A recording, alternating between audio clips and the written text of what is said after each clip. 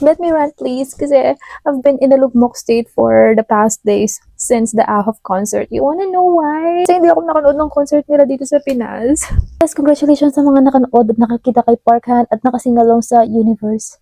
Except me. Do you know the pain na hindi siya from heartbreak? Pero mas masakit pa kaysa sa heartbreak. This is it, guys. Alam mo na alam mo sa sarili mo na may chance ka na makikita sila but you didn't make it because you're so tanga kasi nagdalawang isip ka.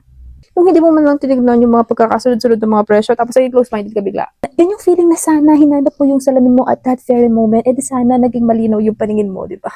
Yun yung pain na yun. At that moment, I was very tanga. Naku, 5,000 talaga yung pinakamura sa mga ticket nila. Without knowing na meron pa lang 1,700. That moment talaga nagdalawang isip ako. And after 30 minutes, guys, ticket were sold out. Lahat kayo binili yun. Pagkatapos ko makita yun, nawala na talaga na parang bulay yung chance ako na makita si my love, so sweet. Tapos yung mga friends ko na nakanood, they were like, the concert was so life-changing. Girl, my life is ruined.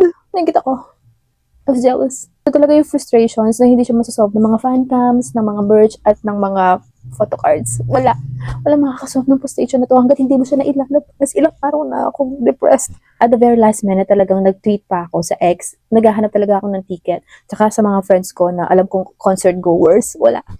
Hindi ako binigyan. Yes, yun. Gusto ko lang talagang ilabas itong frustration ko na to and ilang araw nang masakit ang dibdib ko dahil dito. And gusto ko lang congratulate yung mga tao na nakanood ng concert. Kaya talagang favorite ni Lord. Mga marami pa na hindi nakanood, better luck next time. And meron pala akong isang lesson na gusto kong i-remind ang sarili ko. Kapag may live selling, make sure na gumamit ka ng salamin. Yun lang. Thank you for listening. Bye.